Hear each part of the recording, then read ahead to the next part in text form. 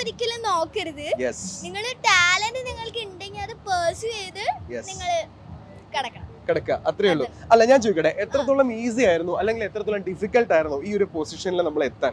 Actually choreography നമ്മുടെ imagination കൊണ്ട് ചെയ്യണം. അപ്പൊ അത്രയും ക്രിയേറ്റീവ് ആയിട്ടുള്ള ആളാവണം. പിന്നെ പഠിപ്പിക്കാൻ കുറച്ച് ടഫ്നെസ് ഉണ്ടാവും. ബിക്കോസ് ഞാൻ ചെറിയ കുട്ടികളെ പഠിപ്പിച്ചേ. വലിയവരാണെങ്കിൽ it would be easy, but it was small kids, so it was kind hard. Okay fine. So ഏറ്റവും കൂടുതൽ ഈ ഒരു ഇൻഡസ്ട്രിയിൽ താങ്കളെ സപ്പോർട്ട് ചെയ്യുന്ന ആരാ? എന്റെ അമ്മയാണ് എന്നെ ഏറ്റവും സപ്പോർട്ട് ചെയ്യണേ. എന്റെ അച്ഛനും അനിയനും ഈക്വലി. എന്റെ അമ്മ കാരണമാണ് ഞാൻ ഇത്രയും എത്താനൊരു സപ്പോർട്ട്. അമ്മയാണ് എന്നെ ആദ്യം ഇങ്ങോട്ട് എൻകറേജ് ചെയ്തത്. നമ്മള് എന്താ പഠിക്കണേ ഇപ്പൊ? ഞാൻ സ്കൂളിലാണ് പഠിക്കുന്നത്. സ്കൂൾ എത്ര ക്ലാസ്സിലാ? 6th ലാണ്. 6th എത്തിയിട്ടേ ഉള്ളൂ. അപ്പൊ സ്കൂളിലൊക്കെ പോകുമ്പോ ടീച്ചേഴ്സിന്റെ ഫ്രണ്ട്സിന്റെയും അവരുടെ ഒരു റിയാക്ഷൻ എങ്ങനെയാ വരുന്നത്? അവര് കൺഗ്രാറ്റ്സ് പറയും. പിന്നെ അവരെനിക്ക് ഗ്രേറ്റ് സപ്പോർട്ട് തരാറുണ്ട്. അവരും കൺഗ്രാറ്റുലേഷൻ, ഗ്രോ ഇൻ ഹൈറ്റ്സ് എന്നൊക്കെ പറയാറുണ്ട്. And I feel truly happy.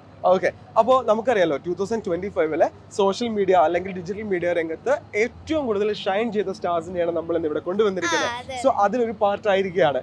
So what you feel? So I feel so proud. Like I just started in last May and I grew till here. Such a achievement for me. I'm so happy.